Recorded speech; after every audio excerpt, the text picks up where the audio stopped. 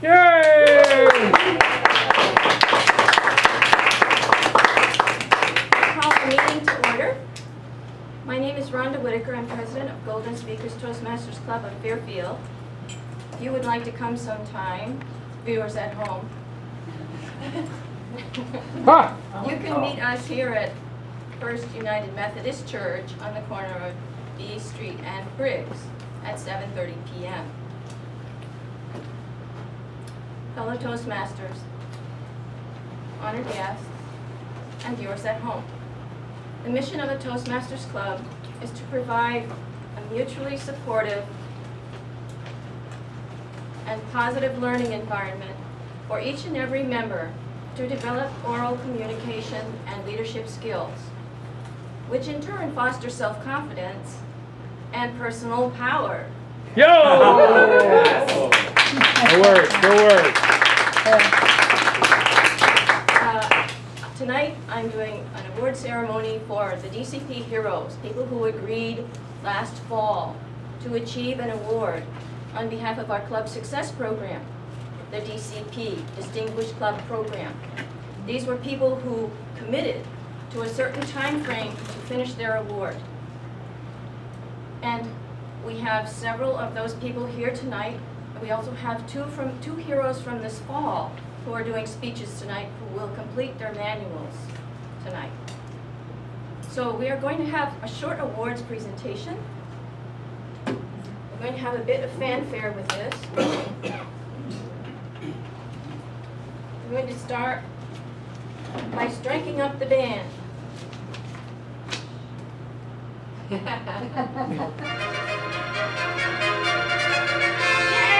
Yeah!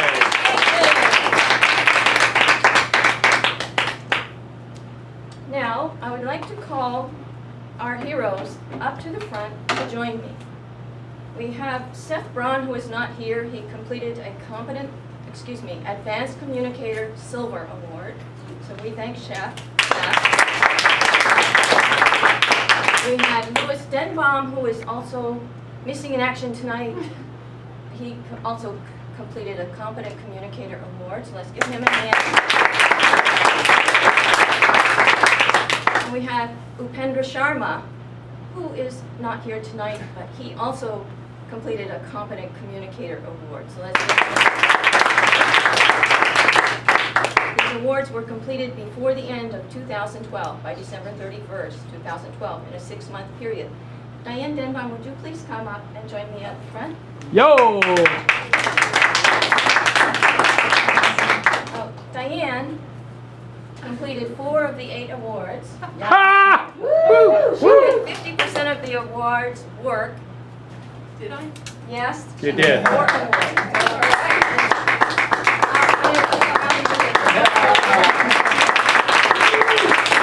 I'd like to ask you if you have a word of wisdom for anybody else who would tackle 4 awards in 6 months. I think my word of wisdom would be this: commit to it, because in the committing, then it's on the calendar, and then you have to do it. That's right. Yo! In honor of the other people who are missing tonight, we would like to crown you on behalf of their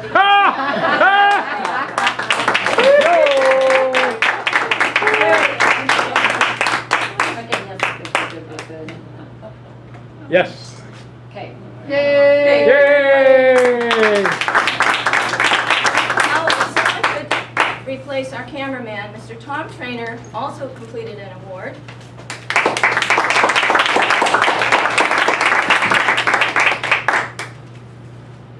Tom, in honor of your great service to this club and the Competent Communicator Award, which will mean you're on your way to your 3rd DTM.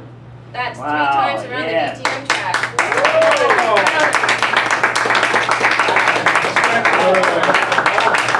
I already have one of these, so now I have 2. Well, I'd like to thank you personally because you've been a great mentor for me in this club, even though you're not my official mentor. You have been dedicated to this service to this club, its success, and helping every single member achieve their goals. Your name is Tom.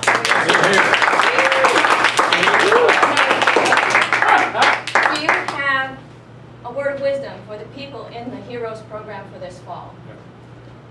being a hero isn't that difficult. Literally, you just decide how you can achieve the goal.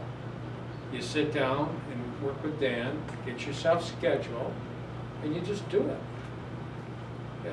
90% of anything is show up. I mean, I once forgot that I had a speech to do. I did a 15-minute table topic on an assigned value that I had committed to do, and after that, I haven't done that in a long, long time. It's just, once it's on, it's nice.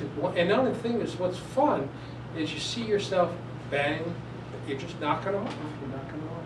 Great sense of worth comes out of accomplish the goal, make the goal, do the goal, be the goal. Thank you. Thank you.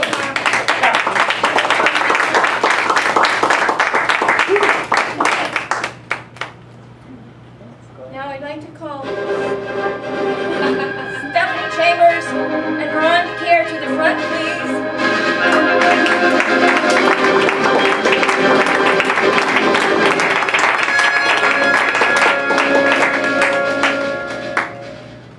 These are two of our heroes for this fall. They look a bit like, well, really? I'm sorry I surprised you. But I would like to tell you that I'm very hopeful to see crowns on your heads as soon as possible.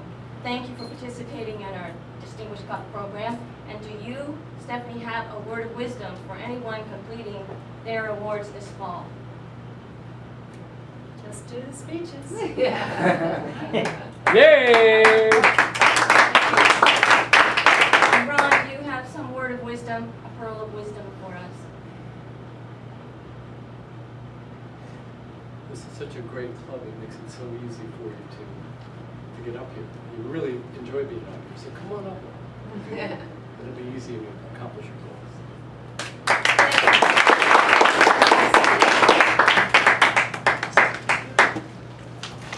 That concludes our award Appreciation of Heroes award ceremony. And now I would like to continue with our regular meeting, which is table topics and prepared speeches. We have an appointed Toastmaster of the evening, a Madam Toastmaster, Diane Denbaum. Yo!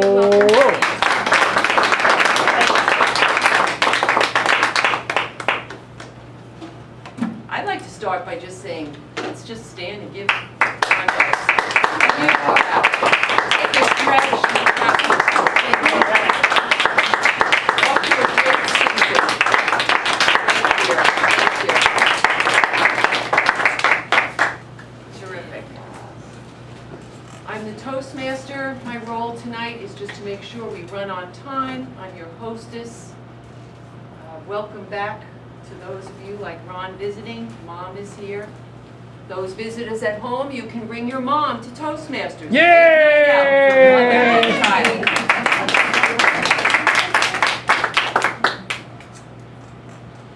I'll jump right in. I'm going to introduce the role players. That's another one of my roles. Tonight our timer is Dan Craig. Dan Craig, would you give your report, please? My job as timer is to keep track of all the speeches and evaluations. Table topics which lead off are 1 to 2 minute speeches. The green light is turned on at 1 minute, the yellow light at 1 minute 30 seconds, the red light at 2 minutes remains on to the end of the speech. Prepared speeches are usually 5 to 7 minutes, but tonight we have one that's 7 to 9 minutes and one that's 10 to 12 minutes. For the 7 to 9 minute speech, the green light will be on at 7, the yellow light at 8, the red light at 9, and remain on to the end of the speech. The 10 to 12 minute speech will follow the same pattern. Evaluations are 3 minutes. The green light is turned on at 2 minutes, the yellow light 2 minutes 30 seconds, the red light 3 minutes remains on to the end of the speech, into the evaluation. All speakers and evaluators have a 30-second grace period after the red light is turned on. And table topic speakers need to speak for at least 1 minute to qualify for votes. I'll give a report at the end of the meeting. Thank you, Dan. Thank you. Next role is Rick Starr as our counter. Rick? Thank you. The role of the odd counter is to count the number of times each speaker says the following: us or oz, like, you know, so, but, and, tongue click, pause, Xerox, or false start. Ha! At the end of the meeting, I'll give a report. Great, thank you. Thank you, Rick. Next, our grammarian, Jean Symington Craig. Yo!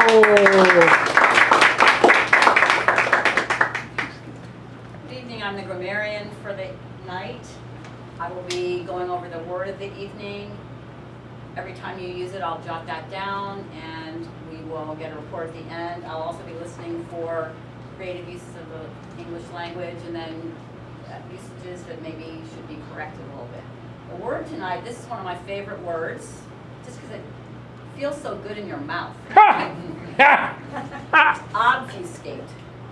Try that. Obfuscate. There's an F there, so let's try one more time. Obfuscate.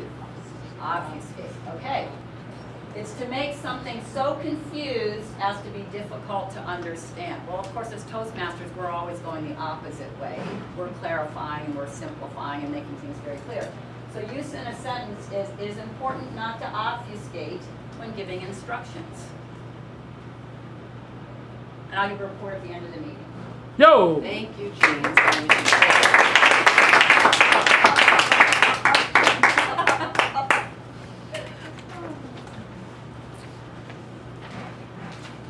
Our general evaluator is Bob Burns, and he will appear about 2/3 of the way through the meeting. So Bob, we'll look forward to hearing from you. And happy New Year.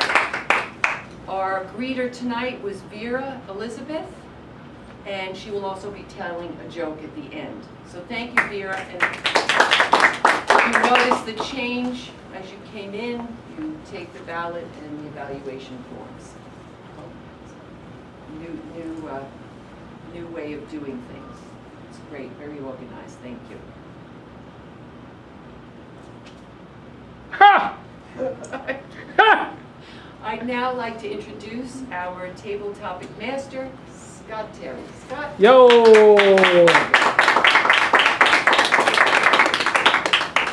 Tabletops is a fun time. We get to explore the possibility of obfuscating who we really are. Ha! Ha! We are all obfuscating ourselves, aren't we? You know it. But tonight we will look at another possibility, which is how can we un-obfuscate, if that's a possible word. I would like to ask for people to come on up. Who would like to volunteer, who does not have a role tonight? Let's start with people with no roles. Or a guest. Would you like to come out? I'm sorry. You're welcome to come on up. On as a guest? Would you like to come on up? No, I don't think so. Okay, all I right. have a little problem walking, so I don't want to make a fool of myself. Ha! I'm having troubles walking too. My back's not so good. Art, come on up. Yo!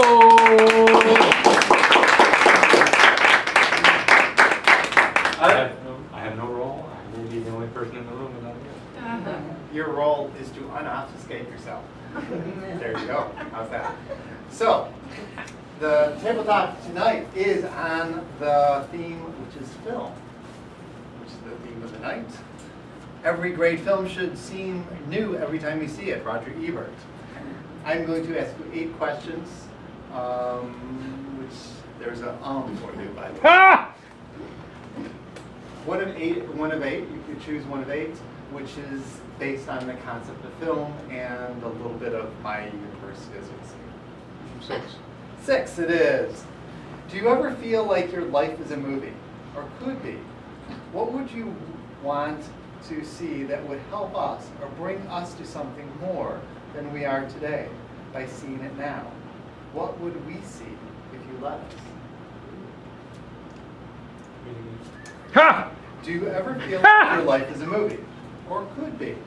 What would we want to see that would help us or bring us to something more than we are today by seeing your movie now?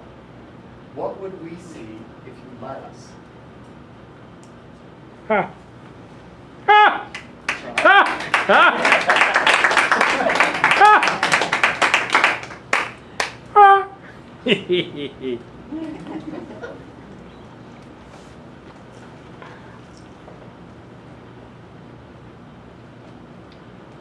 evening, fellow Toastmasters, Mr. Tabletop Master, guests, if there be any guests, and viewers at home. What would we see if my life were a movie, and do I feel it to be that way? I really don't. However, the path that I've launched myself on, I should.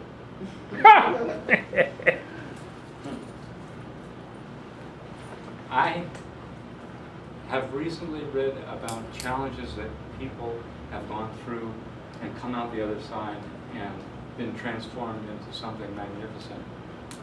I heard one of those stories last night. A man actually suffered absolute total clinical death and was 7 days gone. And when he came back was a transformed individual, and a story about that. I would not willingly take on that kind of a challenge, but the story that it's allowed him to transmit to the world has riveted everybody who's read it, certainly riveted me for a whole hour. And I know friends, I have one sitting here who's been through hell and come out the other side of it a bigger person. That appears to be what you have to do if you want to have a story that's going to help other people see something bigger in life. Now, one of the principles that I've heard about this is that you either sign up for self-development voluntarily, or nature just pushes you off the cliff anyway. And I believe that I will take the former route rather than get pushed off the cliff and not expecting it.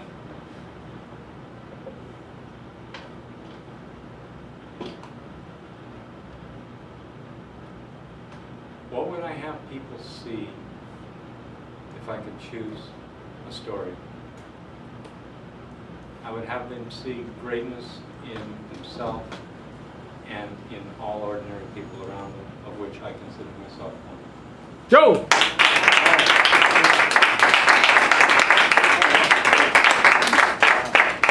Thank you, Art. An amazing answer. Thank you so much for sharing with us. Who would else would like? Come on up. Yo!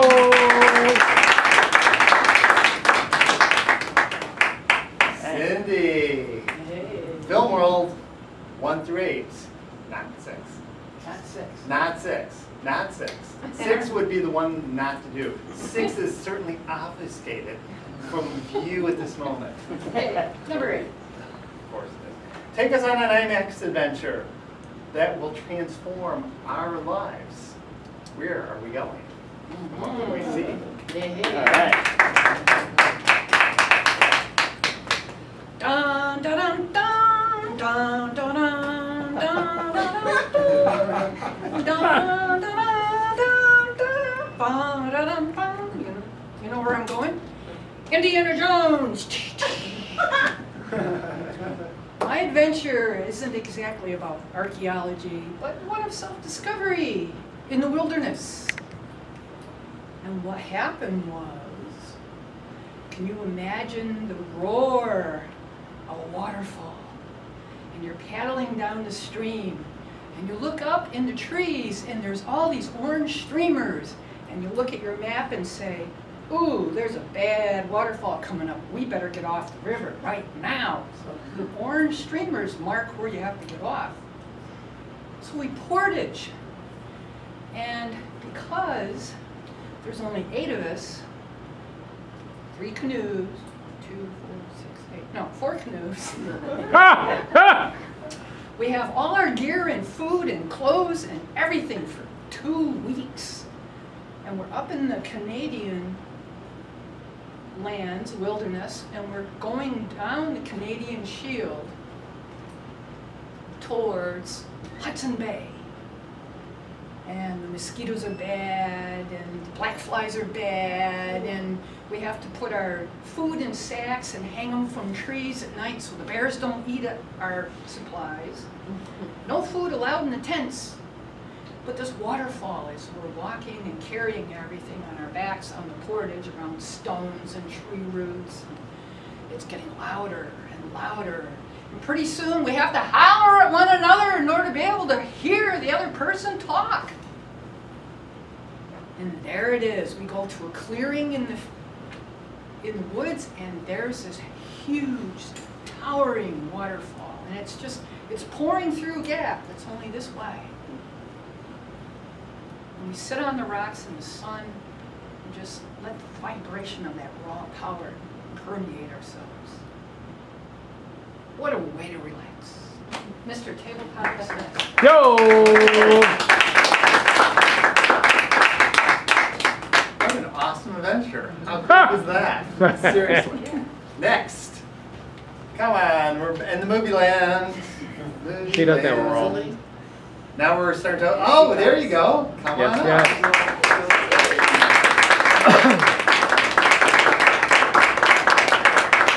Okay, fun times. 1 through 8. 3. 3 it is. If you could go inside any movie that you want to, which movie would you go inside, and what would you do? What would you create inside that movie? Make sense? Have fun.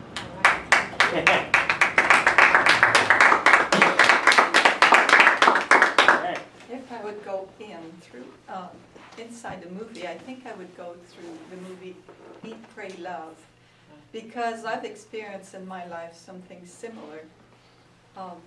Moving here, I drove with my children, as I told you before, and it was a transformation for me because I hadn't really worked much before. I was a mother at home, and I didn't have, I had worked maybe in a restaurant, in a store, for a little while, but no big career. My career was really raising my kids and doing a good job at it. So it was an adventure of discovery, because when I came here, I had to work because my child support would continue, but my alimony was going to end. And so first I thought, well, I can clean, and my girlfriend that I knew from Canada had a cleaning business, so I ended up cleaning houses. But of course here it's a pleasure because it was all beautiful houses. And then I heard that the Children's Center was going to employ more people, so I got really excited because I always loved being with children, and I thought then my children can be with me. So it was a cut in pay, but it was worth my while because I knew my children would be happy. So I worked in the Children's Center, and I started out working during morning program, 6 o'clock in the morning.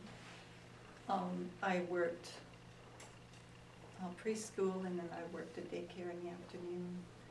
And I really enjoyed it. I got training, and I got very inspired, and I realized that I would really like someday to have a degree in teaching, because that really was one of my callings.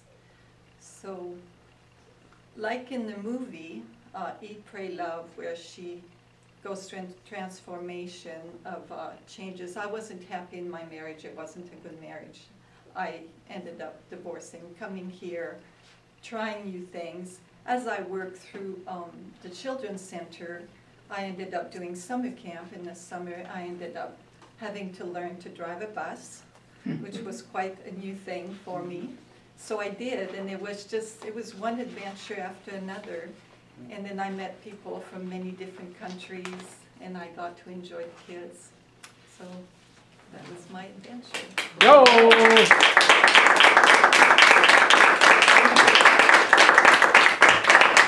Thank you for sharing. That was lovely. You're done. I'm done. And now I'm done. Time. Did everyone qualify? We're doing the voting thing. We had 2 qualifiers, 2 qualifiers. Art and Cindy. All right. Pick a winner. Marilyn, are you ready to rumble? Ha! All right, come on down. Yes, yes, yes.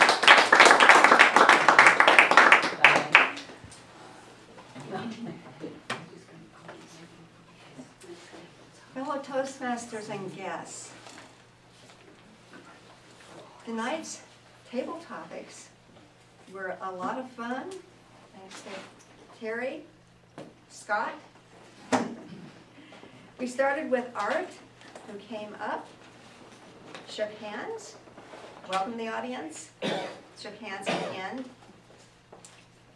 His question was, do you ever feel like your life is a movie? The question had 3 parts to it, 3 or 4 parts to it, so maybe it was a little bit obfuscated. Yo! I like the fact that you brought in stories, your acquaintance last night, that story, also the story of a friend. You took pauses, you had a lot of humor. My only recommendation is that you stood in one place. And I liked your conclusion, though. Very good conclusion. Find the greatness in yourself. Cindy shook hands at the beginning and at the end. I didn't hear a welcome. I heard this wonderful musical introduction. Take us on an adventure. I was riveted on the river on the degree of detail of your story. You gave a very personal story, and it was riveting. You could tell it was a true story and that you were reliving it. You came out in front. You had great vocal variety. Now, since this story had so many parts, instead of standing in one place in front of the audience, you could have purposefully moved from event to event. This is the type of story where you could really done that. And our third speaker, what was your name? Rosaline. Okay. Eat, Pray, Love, one of my favorite stories. Great book. You came out in front. Very interesting story. You could make a whole bunch of speeches out of this one story. I think since you were trying to do a table topic with this, it became a little bit obfuscated just because you were trying to compress so much into a few minutes. Also, you stood with your hands kind of like this, and then you would gesture, and then you would go back to this, and then you gesture. So I noted that. Watch the time, but it was very interesting. I want to hear more about your life.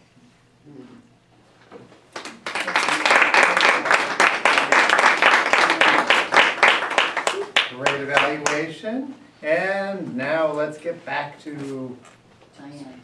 Yes, and I Hey!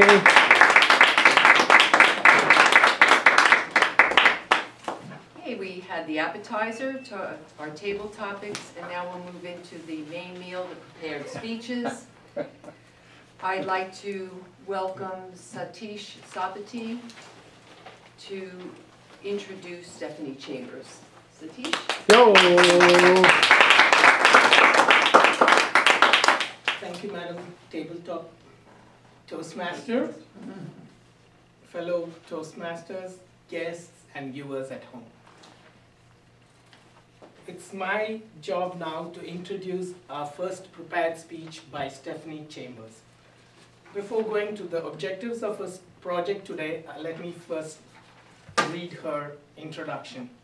Stephanie wants to pretend that we are educational audience at an education conference. That you'll understand when I read the objectives, but that's what you're going to do tonight in preparation for her speech. Stephanie has sometimes been known as the mystery woman.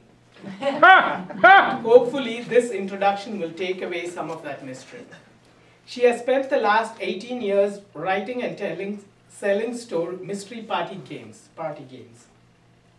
She has written over 30 mystery party game kits, many of which have been based on real people. She has sold over 30,000 party kits. So her words have been spoken by over 30,000 people worldwide. Yo! She also wrote a couple of customized murder mystery plays for the friends and family of Clive Davis, the record producer who discovered and promoted the talent of people like Janis Joplin, am I saying it right? Whitney Houston, Santana, and Alicia Keys, to name but a few. Recently, she customized a kit for the Alaska Chamber of Commerce. Stephanie has found that her work on parties has led her to some interesting discoveries which she thinks will help us to solve some of the problems faced by us as educators. So please welcome Stephanie Chambers to speak about adding magic and mystery to your classroom. And before that, the objectives of the speech today is to tell a story about a historical event or a person. The event or person may be mythical, imaginative, fictional, or real. The story should have a plot and character development and should build to a climax. Please help me welcome Stephanie Chambers, adding magic to mystery and mystery to your classroom. Yo!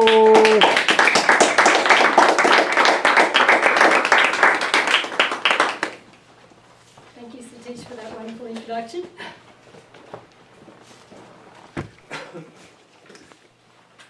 How many of you like that game where you have to work out who am I? You know the who am I? Yeah. You'll get a chance to do that a little bit later in the speech.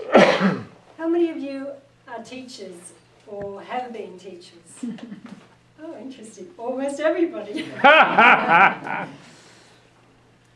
And those of you that aren't teachers, I think you may remember when you went to school. So tonight I'm going to address 3 problems faced by teachers. First problem, lack of interest.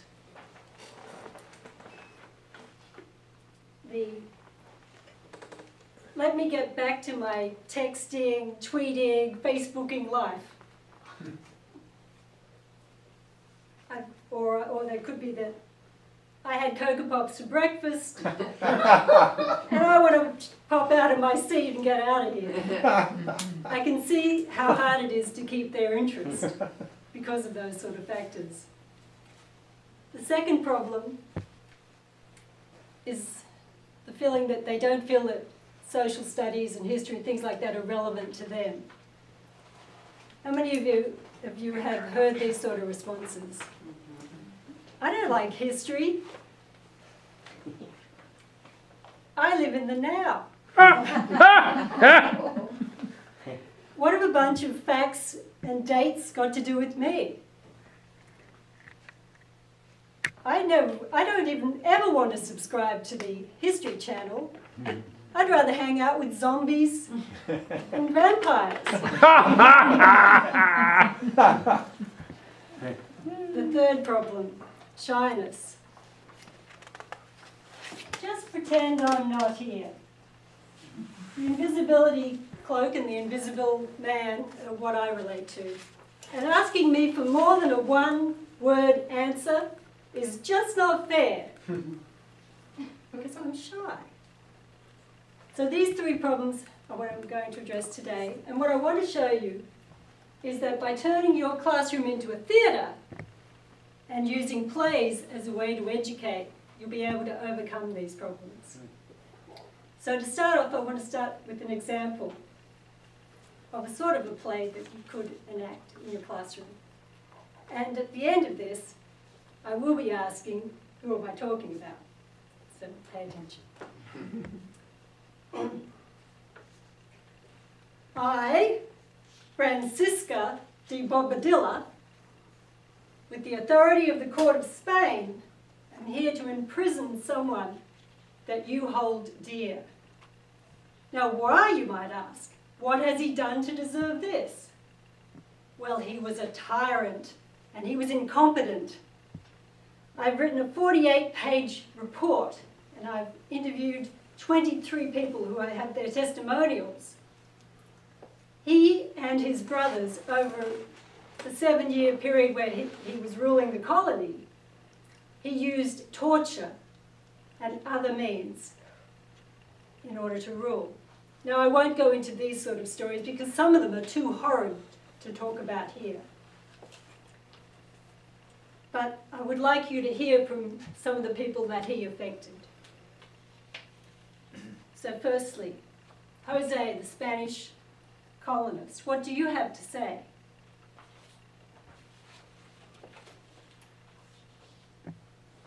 He told us we would be rich, but because of his incompetence, it was the opposite.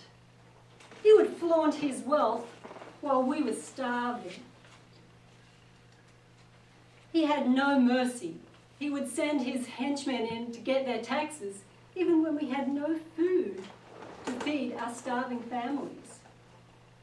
Disease was rife. He wouldn't supply any doctors to help the sick and the dying.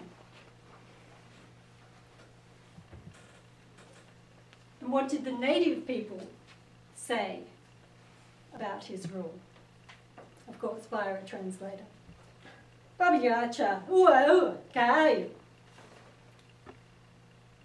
He deliberately did not baptize us into his religion because he knew that if he did, that the court of Spain would then not allow him to capture us as slaves.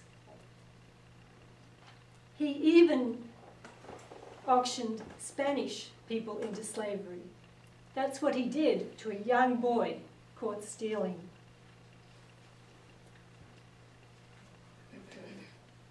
Clegg, the navigator, what do you say? He got all his calculations wrong. He ended up there just by accident. We told him he had his calculations wrong, but he just ignored us. He even still thinks he's near Asia. It's absurd. He had some ridiculous theory about the Earth being shaped like a pear. He's a laughingstock in Europe. Who am I talking about? Columbus. Christopher Columbus. What's the rhyme in 1492? Columbus sailed the ocean blue. Well, now you know what he was really like. And when he ended up being taken back to Spain in chains, he managed to use his connections in high places to get out of the chains. So this is just an example of the sort of thing you can do to make history come alive in your classroom. Now, how does this overcome the 3 problems I talked about? Well, the first problem, lack of interest. Obviously, it's more fun to have facts present and things come alive in this way. It makes it much more entertaining. You can add to that by having the students themselves create or edit some of the lines. That way they'll also have ownership of them. So it's more fun. The second aspect of relevance, by having the students play parts of people who are in the time or place that you want them to focus on, you're actually physically putting them in their shoes. So they start to feel the relevance of history because it comes alive. And it also, the facts and that sort of thing become easier to remember because they're part of a story. Stories are more memorable.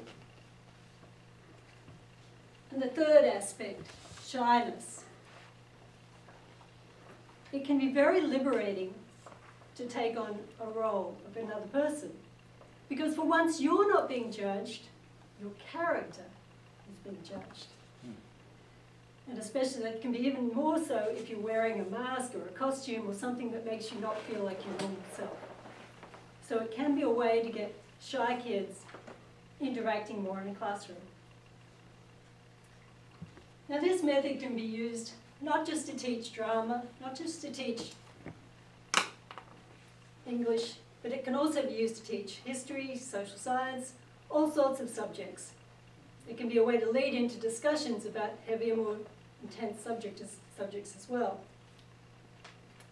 This method of using plays in order to educate has been around for centuries. Think about how moral values and other stories are passed on. The Quran, the Bible, the Bhagavad Gita, they're all full of stories. And why is this method used? It's been used for centuries because it works. We remember stories. So it's not like we're reinventing the wheel, we're just using a pathway into the brain that's been around for a long time and that's been proven to work. So I've now shown you how, by adding theatre and drama and plays into your normal educational classroom, you'll be able to overcome the problems of lack of interest, lack of relevance, and shyness. So I hope you'll now add some theatre, make your classroom into a theatre. Thank you.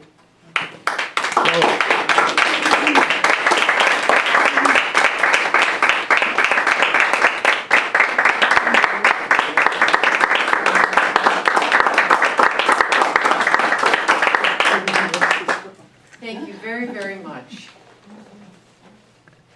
We have one more speech, and I'd like to introduce Tom excuse me, you're going to take 2 minutes to evaluate Stephanie's speech. Fantastic speech. Dan, will you time 2 minutes? Welcome back. When you keep your eyes completely focused on the agenda, you tend not to escape the meeting and the order of it. I'd like to now introduce the second speaker, and the evaluator for that speech is King Tom Trainer.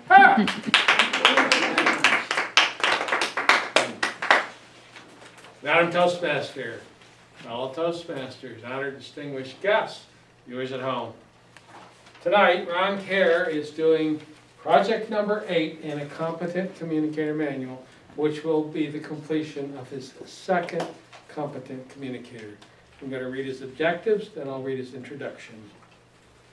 This is the objectives from the manual rather than the objectives that are in the front of the speech. They're a little bit more in depth, and they give you a better handle on what he's really trying to do. Speakers present a speech that uses 2 or more visual aids. 2, right? Visual aids selected must be appropriate for the message and the audience and be displayed correctly with ease and confidence.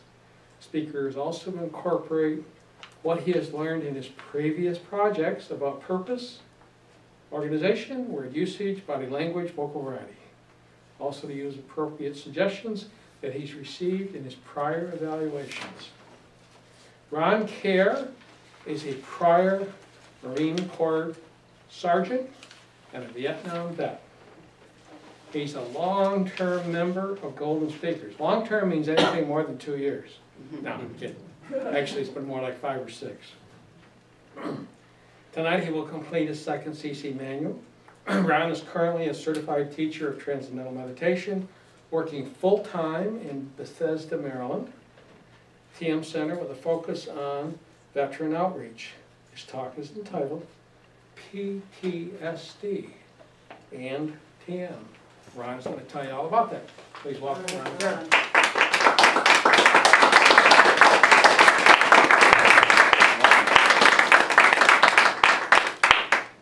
Thank you, Tom. Mr. Timer, could you hold just a second?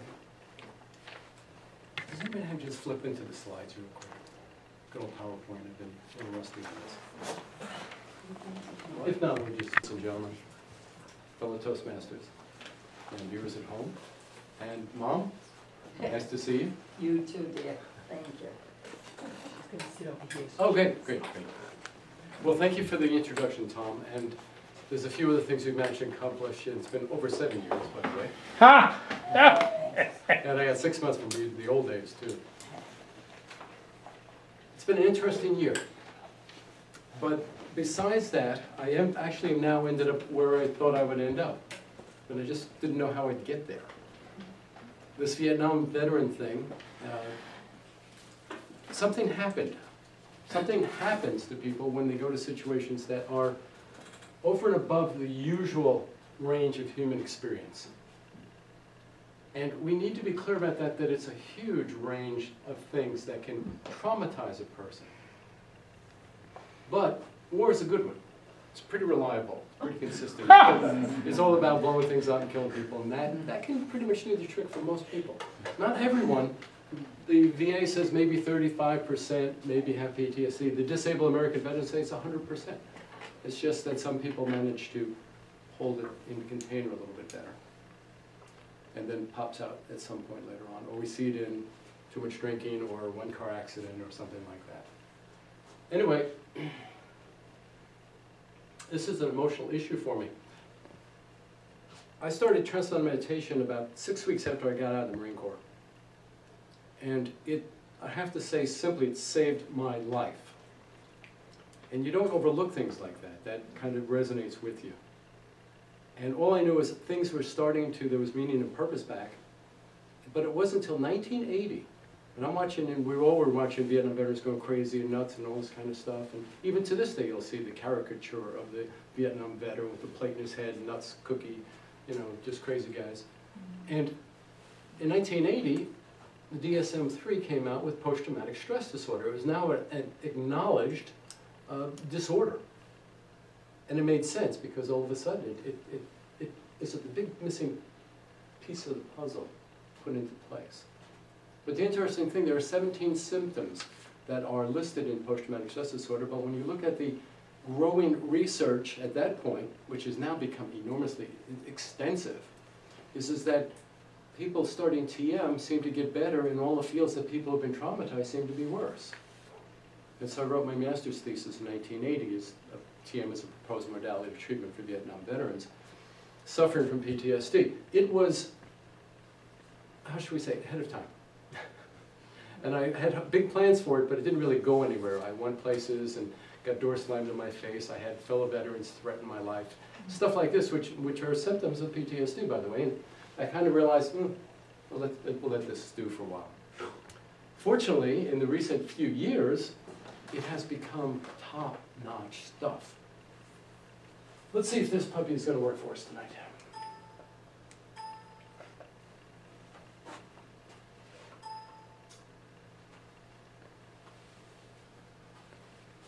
Trauma, an overload to the nervous system. There's different ways to explain it. It could be biochemical, it could be physical, you fall and you twist, or it could be a knot, the chemicals in your body get thrown out, like the cortisol levels go up and stay up, the stress indicator. Normal human responses to an inhuman event. First responders, police, firemen, all these folks, they go into they go into some very horrible situations.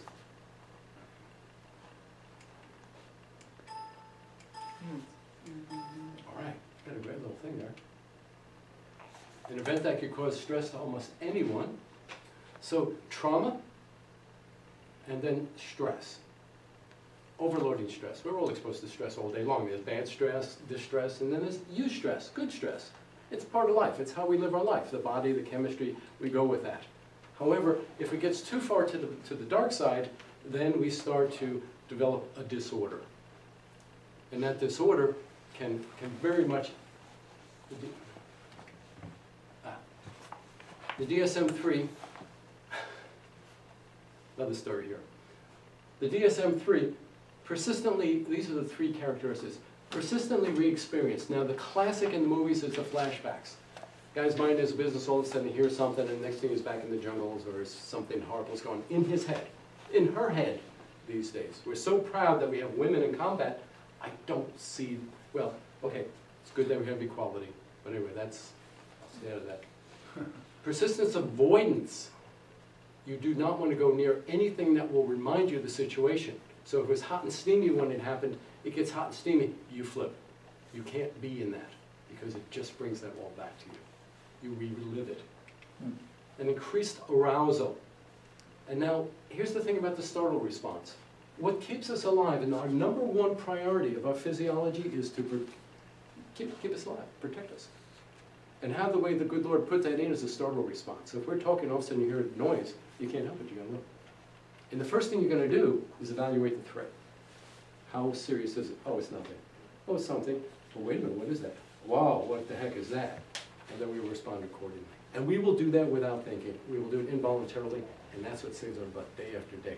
However, when you're in a horrible situation, that gets tuned on and turned on, and all of a sudden we're jumping, we're going at the DEFCON 5 when it's only a minor issue. We are overreacting continuously. The adaptive life energy is being exhausted just simply sitting, looking around. These things will, not just through combat, we'll get into that in a minute, but floods, tornadoes, earthquakes, natural disasters of all sorts also bring it on. These symptoms of trauma are insidious. And insidious because you think, oh, well, post-traumatic stress is a disorder like eating disorder or bulimia or something like that, and they're obvious and you know about it. But the thing about these symptoms are these 17 symptoms play out in different ways. It isn't always you get this always, or you get that always. What you can get is a subtle mix of things. And these things are what they call subclinical. In other words, there's nothing you can quite pinpoint them on. And what happens to people is that most folks are not aware of these kind of things, especially when that wasn't me, is then all of a sudden all they know is they have a general dis-ease. They feel uncomfortable, they're anxious, they have these feelings and they're unexplained. They can't, and they go to the doctor and doctor says, oh, we'll run some tests. Okay, no problem, blah, blah, blah. Hey, guess what? Gene, you're fine. Look at those tests, they're fine. You're great. But I just, there's something. Ah, it's all in your head. Ah, all in your head. Isn't that interesting? And this is one of the horror stories about a traumatized victim, is that everyone else is trying to placate it and say, oh, get over it. You see, you want those so little battles, so little blood. Come on, guys, there's a lot more than that. Just get over it. Have a drink, be a man. It doesn't work that way. You can try working it out. You can have that drink. You can have a whole lot of drinks. That doesn't mean you can heal that thing. It doesn't mean it's going to go away. So trauma is insidious because not only that, but we have a latency period. And that latency period is can show us in two different ways. We can have these symptoms on a regular basis, or we can have them unstable. They come and they go. So one minute you're all, oh, God, I'm going to do something about it. Next day you wake up, oh, I'm fine. Oh, it's okay, it's nothing to it. But something's wrong, and we know it. We just don't know exactly what the heck it is, what the heck to do about it. 5 years later, children still can't get past Katrina. They were flooded. It was quite an event. We saw it on TV, and we go, whoa, imagine being there. And that's how it is always. When you're there, oh, if you've been involved in some really hefty duty situation, you know firsthand what it's like. And when you try to explain it to people who aren't there, they kind of give you the rolling, oh, okay, well, let's talk about something else. Great. These symptoms can hide for decades. Saving Private Ryan came out and we had World War II veterans. I heard how realistic it was. World War II veterans came out of the woodwork to see it. The VA was flooded with World War II veterans, 20, 30, 40 years later, stable, raised a family of homeland years, managed to keep that stress, all that impact inside, and they couldn't do it. They were so reminded, it opened up the floodgates for them. Overlooked traumatic experiences, birth, illnesses, injuries. These are the ones that particularly are interesting. Medical and dental procedures? Yeah, you can get some really worked over that way. You know, it's so simple. Oh, relax. Tonsillectomies. We talked about this earlier. Last time I went over this. Especially with ether, which they used to do back when we were kids. They hold you down and you're helpless and you can't get away, and that stuff just knocks you out. And people traumatized. Years later, they have all sorts of issues. Lazy eye. Ears. Anesthesia. I gotta say, I had a good brush with that one. Prolonged immobilization. These things are traumatizing and can give rise to these things for us. Now, in the military, the thing about battle is that you can't miss it, and it's very heavy. I don't know if you noticed, this is a Soviet, I think it's a T-54 tank from the Gulf Wars. And if you look carefully, you'll see a nice little hole punched in it from an Abrams. And there's a couple of our troops checking it out. Big, hunking, almost fill up a room like this, dead. I mean, literally dead, and probably some dead inside too. You remember these things. These are some old quotes. Veterans, 1/3 homeless are veterans. Substance abuse, suffer 45 mental health issues, PTSD, 196,000 homeless, 11% are females. Wow, that's great. Now we have homeless female veterans too. That's a great stride for our society. So the thing is, the reason I feel like I come back full circle is because I wanted to teach this to my fellow veterans. Now everyone deserves it, and all the trauma victims can certainly use it. The extensive research, there's over 235 studies now that are peer-reviewed. So when anybody says, oh, the TM research in the United States, just politely say, that may have been the case years ago, but that's not the case now. We have the most seriously researched technique available. The results that we have with traumatized veterans, and our veterans today, they got out 50 times worse than the Vietnam veteran. They're serving 4, 5 years in a combat zone. Back to back some of these tours. And then they extend them. They're here 15 months, they say, we're keeping you 6 more months. That level of stress, and what do we find when they learn TM for the most part? Like that. Symptoms just go away. The reason I wanted to bring this up is because I'm very pleased that our research and our efforts now to reach out to people, the credibility is there. You need to know this, one for yourself, always. Got to take care of number one first before you help anyone else. Whether you tell the airplane, put your own mask on before you help someone else. And then 2, take a little closer look to the folks that you know are ailing. It could be like that little skunk in the woodpile, as we say. Could have been an early trauma. And then ask them, suggest maybe they check into it a little more deeply.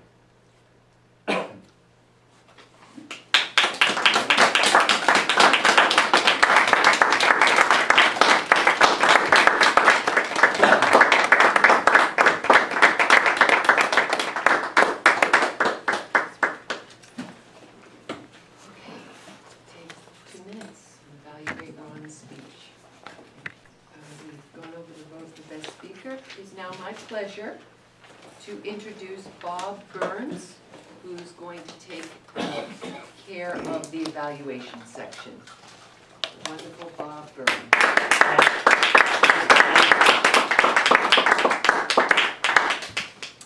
Okay, without further ado, I'd like to introduce the first evaluator for Stephanie Chambers, and that's Satish Sabati. Satish.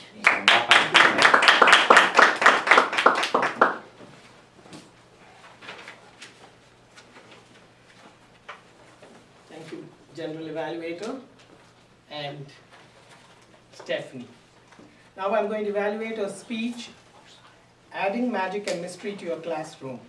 And I forgot to mention in the beginning, this is an advanced speech from the storytelling manual, of which she's doing the 5th project, which is storytelling, bringing history to life.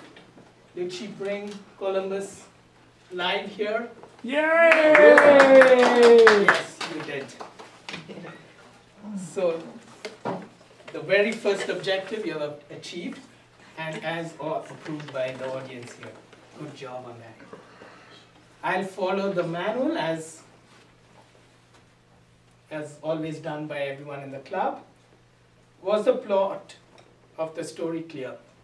I thought it was very clear, especially when the story of Christopher Columbus, then you had that surprise in it, and then you actually enacted it at 3 different places, and then you had the 3 objectives, the problems in a classroom listed out in the beginning, and you kept sort of wondering what's going to happen, the story, and then the 3 objectives, how are you going to link, and all that came together at the end.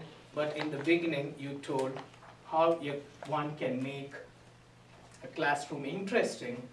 So the plot was clean as far as your objective and as far as the story which you enacted and brought the historian into life.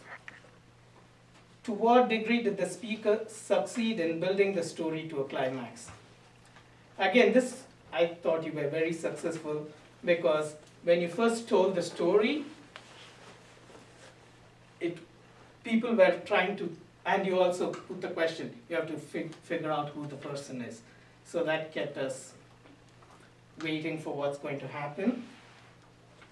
And then finally, when the techniques to bring how to make education interesting and relevant and also liberating, when you linked it, it was really very interesting. How did the speaker develop the characters? Again, you started with a well-known, you listed the characteristics and made us, then brought out the person. But how did you, I thought you really handled the characters well. Then in a classroom, teaching environment, what you have a problem, the characters there who are not interested, who don't relate themselves to the subject, and who are shy. And you brought that into this story. I mean, this is my understanding. I see a lot of blank faces, but that's how I thought that you really brought it together, the character, the way you handled the characters, and how that could be useful and educational in classrooms. So you had great gestures, vocal variety, well prepared, well delivered, eye contact, emotions, interactions with the question and answer in the beginning, and the tempo varied. And only one suggestion I have is you could have had a pause at one point, which I really don't remember what you said at the end, but you giggled there. Instead, if you had given a pause, that would have been effective. Great speech, and waiting to hear more and more from you.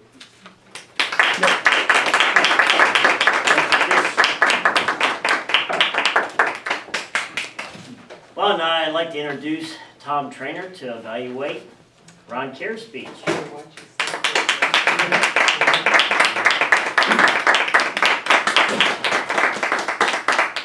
Mr. General Evaluator, fellow Toastmasters, honored distinguished guests, but most especially Ron. Now, the reason I played with more than 2 years and said 5, he did not give me the information that he was appropriately supposed to in terms of how many years he's been. He just said he's been a long-term member. If you don't give the information to your introducee, they can make up anything they want, and I have, and I continue to do so. Get comfortable with visual aids. Objectives, to use 2 or more. Primary was the overhead. Secondary, his poster and his book. So he had fulfilled that objective very well. Going to use the manual. Visual aids appropriate. Excellent. Each visual aid, did it help us understand and remember? I think so. I think he could have done a better job with some of them, but I'd still say excellent. They were all clear and visible. The computer-based visuals were very good to read, and I thought you did them well. Speaker used visual aids smoothly and with confidence, and you only get a satisfactory because what did you do? You arrived late. Yeah. If you're going to give a speech anywhere where you have all equipment, the only person who's responsible is and no matter what, it's just a professional speaker who's getting paid $3,000 to $4,000 will be in the room 1 hour before the event. They're paying you, you act like you're getting paid. You do the right thing. One other thing, how clear was your purpose? I thought it was excellent. Your body language was good. I'm going to talk about one thing I'd like you to, you've gotten into a habit. You're putting the left hand in the pocket. Oh. And it went in more than once, about 4 times, I think. Now, it's a habit we've all gotten into. I would say never put your hand in your pocket. Don't ever assume you know everything. Speaker's word choice was effective and appropriate. Speech was well rehearsed, except for the equipment. We're going to get that right the next time. What would I like to have seen you do differently? Now, I've seen Ron do a number of speeches over the years about PTSD, his time as a veteran. What I really want you to do is to put you in this speech. You. You have told us things in here that you have almost lost it. If you told us what you have told us before and you lost it in front of us, your point would be made more clearly. You know what I'm talking about? Oh, yeah. Okay. Because then you could even tell about how you came apart off the wall doing a speech in Toastmasters, totally unprepared for how much trauma there was. And I saw Ron do this one night, and we had a vet in the room that night who was a visitor. He got up in the middle and walked out. He couldn't handle what was going on, and you remember that guy.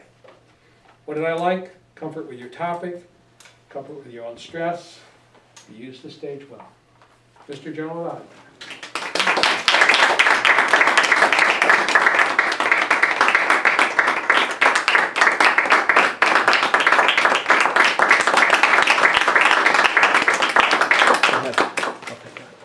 Thank you, Tom. Let's take a moment just to vote for the best evaluator, and that includes Marilyn Graber, the Table Topics evaluator. We had Marilyn and Tom qualify. Okay, so we got 2 to qualify. Well, these speeches were not obscurated, were they?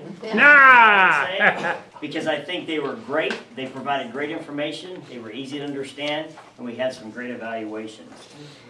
So before I get into some of that, I'd like to call up some of the role players so that they could give their report. So that first role player we got is Dan Craig, and he's going to give his 1-minute report as a timer.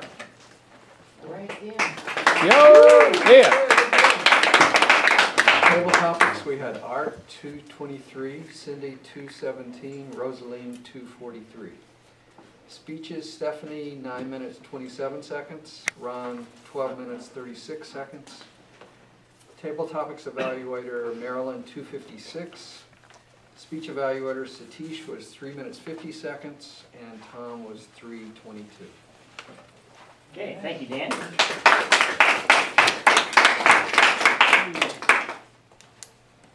Well, one of my favorite roles, and role player Rick Starr is going to be the Counter and give us a report on that.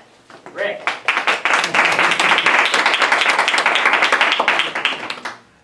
Thank you. Diane had 1 so. Scott had 1 Rosaline had a couple of ums and a you know, and a gold star for having the courage to get up and do table topics.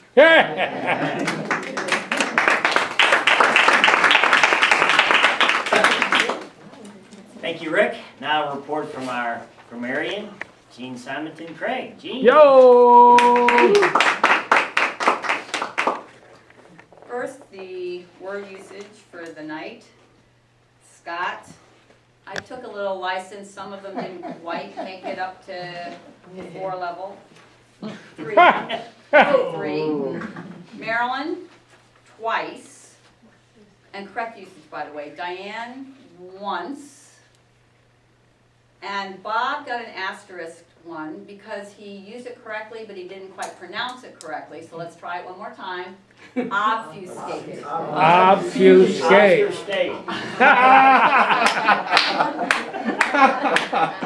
Yes. Yeah. How many graduated from that location, that state university? Okay. Anyway, and then heading on to interesting usages. Art. Sign up for self-development or nature pushes you off the cliff. I like that one.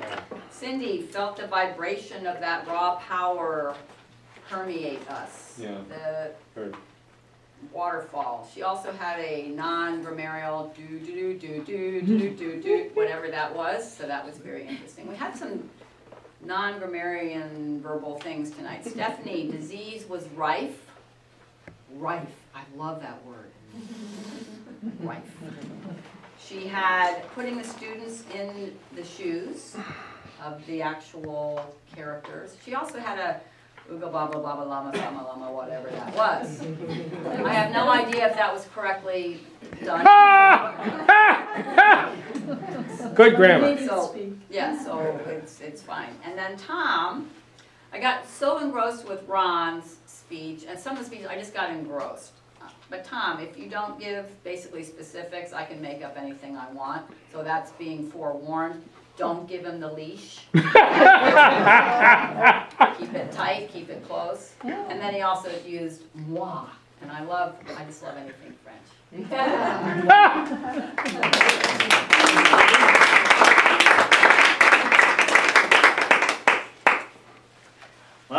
was our greeter, and she'll also be our joke master, so we'll call her up a little bit later. I don't think I missed anything, so I think it's my turn to say a few general comments about the meeting. And from what I got instructed by Jean is that now the general evaluator really takes some time to evaluate the evaluators. So I guess that's what I should do, even though I don't really want to do that, but I'll give it a shot. So, no, but let me start with Marilyn. Marilyn is an excellent evaluator. What I like about Marilyn is she gets out and she's with us. She is with us. And she has she's very controlled right here. She gets her thoughts in order. She looks at her notes. She gets it right. She does look down a little bit too much here, but then when she gets out, she really uses some gesture and movement, and she gives an excellent evaluation. And one thing that I noticed about just about everybody, for the exception of Tom, especially Tom and Jean, is that transitions can be a little difficult sometimes. It's like you have to think about the transition, but you're really thinking about what you're supposed to do up here, you know, and that's where the problem sometimes is. So we have to work on making those transitions a little smoother. And that was with Marilyn. So I'd say a little bit about eye contact and movement, and then also a little bit better in the transitions. So if you're an effective Toastmaster, you do a great job. Satish, excellent evaluation. I mean, you got it together on your evaluations, you really do. I mean, I love the way you use movement and you use gestures, you use voice inflection, you tell the story. I mean, you told the story about Stephanie.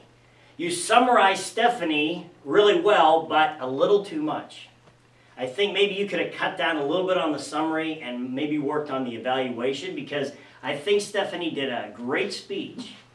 And I'd love to see that speech again, but she did have a few areas probably she could have improved. And I think you mentioned one of them, and that one was,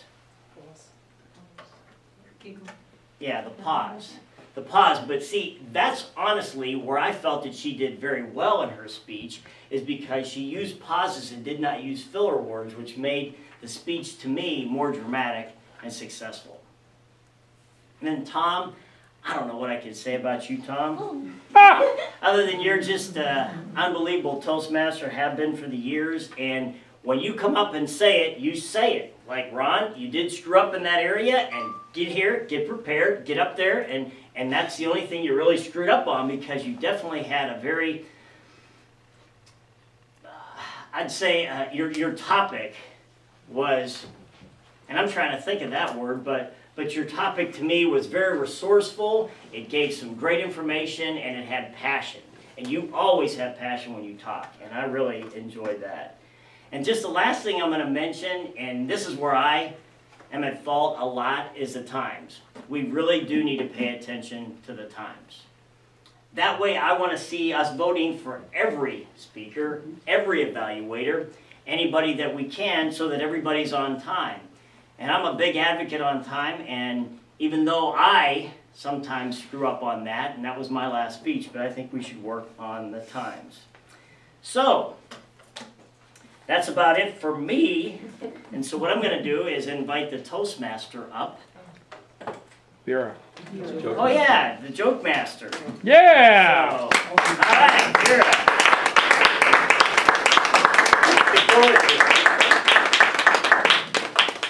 Good evening, fellow Toastmasters, viewers at home, and everybody. So have you heard, this is from the internet, and you that get around more than I do, have you heard of the story of Benji and Connie, the husband and wife? And anyway, they had this conflict during the day, a tiff, and in the evening there was this big formal ball which the husband was a member of, so he helped organize it, and they had to go. And so she's putting on her formal gown, big, beautiful gown, and she says, Benji, can you help me with this? At least help me with my zipper. So it's one of these zippers that start way in the bottom, go all the way up the back, and about in the middle of the back, he's thinking, I'll have fun with this. zzz. So he went up and down real fast and slow, zzz, zzz, zzz, zzz, and broke it. And she goes, "You can't break my zipper. It's the only gown I have." And he goes, "Oh, honey, I'll get the pliers, we'll fix it." And he works on it, couldn't fix it, so he had to pin it together. She goes, "And I gotta go to this party. Well, in June, I'll wear a shawl, but that's gonna really look stupid. What are they gonna think of me?" "Oh, honey, it's your grandmother's shawl. Go ahead. We'll make the best of it." So they go to the party, and at the party, people are commenting, "Oh, what a shawl.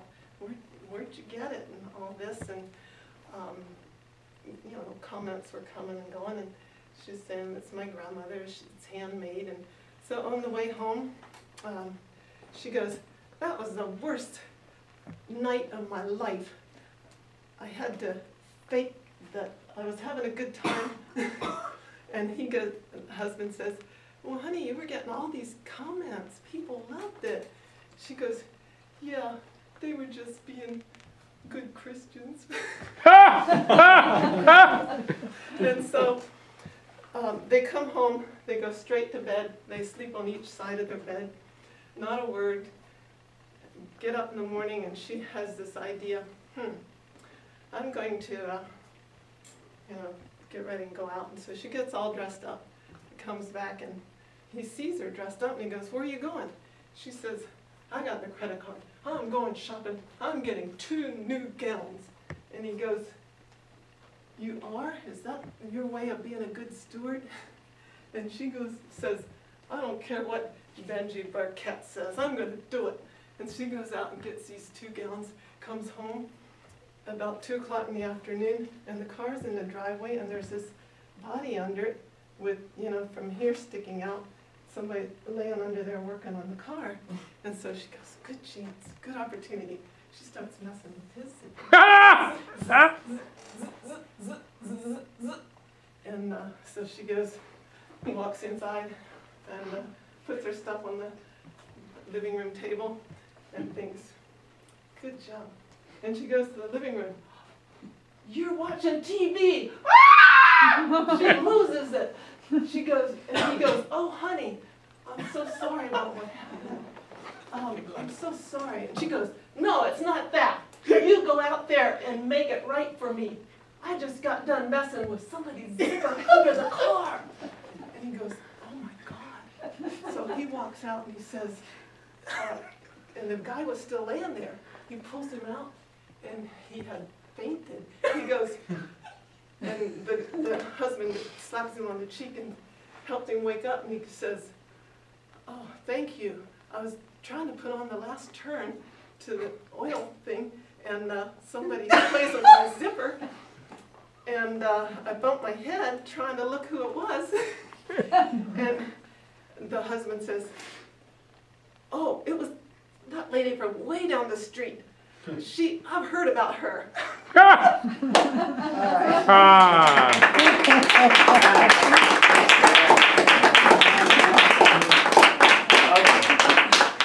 Thanks, Bear. Turn it over to our Toastmaster. Okay. Madam.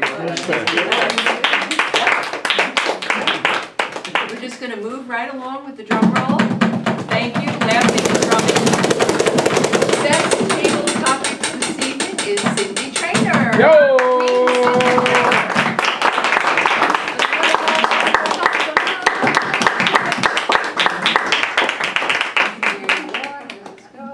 Something like that. Yay! Thank you very much.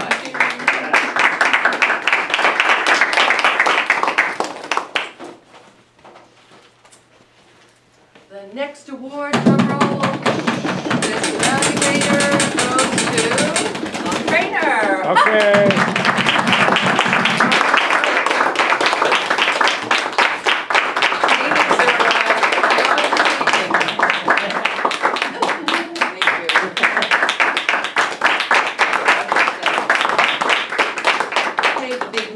Of the evening, Stephanie Chambers.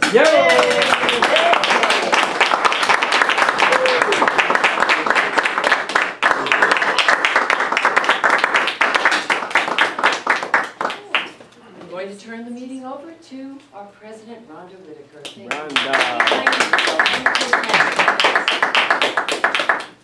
I would like to ask Diane's mom, do you have a comment on the meeting tonight? Well, I haven't been to a meeting for a while. I'm very impressed with this group, very impressed. I love your enthusiasm. You're also enthused and very knowledgeable. Yeah, I enjoy coming here very much. Thank you. I'm sorry, I don't know your name. Joan. Joan, this Yeah. is Joan, everyone, Yeah. Diane's mom. Some of them know me, some don't. Okay. And Rosaline, you've been here before, but do you have a comment on the meeting tonight? I just think it was a lot of fun. I couldn't even vote for this best speaker because I love them both so much. I couldn't make up my mind, so I decided not to vote. Thank you. Now, I want to remind people that we have our club success charts in the hallway, and there's no way to fill it out unless you bring your manual and you do it. So please, could you come 5 minutes early next time, or maybe 10 minutes early, and fill in your name on our club progress chart. That's our club success plan record for this year. And we want to fill it in and keep people enthusiastic and rolling on their projects. We are a dynamic group. We do not obfuscate our here. Right. Another reminder is that we do have educational cassettes. I know these are antiquated and maybe vintage, but the knowledge in them and the wisdom is still excellent. So please, if you would like to, you're a member and you would like to sign one of these out, come and take a look at these. I'll have them out in the hallway.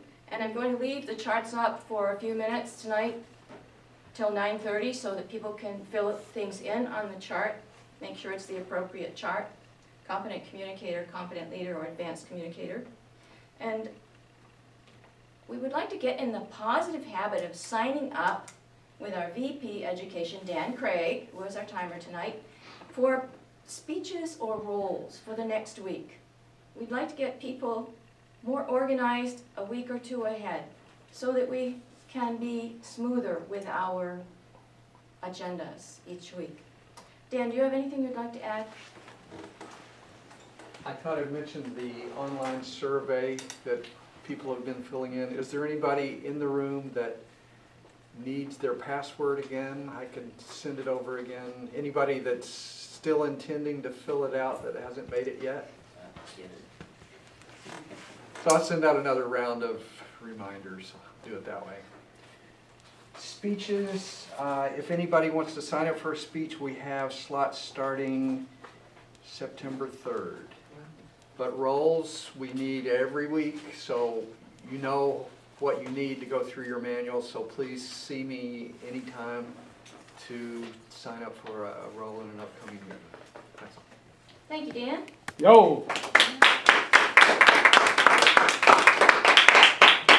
I'd like to let you know that we will be putting our Toastmaster magazines in the library. There is a stand for brochures by companies and organizations, and we are welcome to put our Toastmaster magazines in the public library. So I'll be taking some by this week.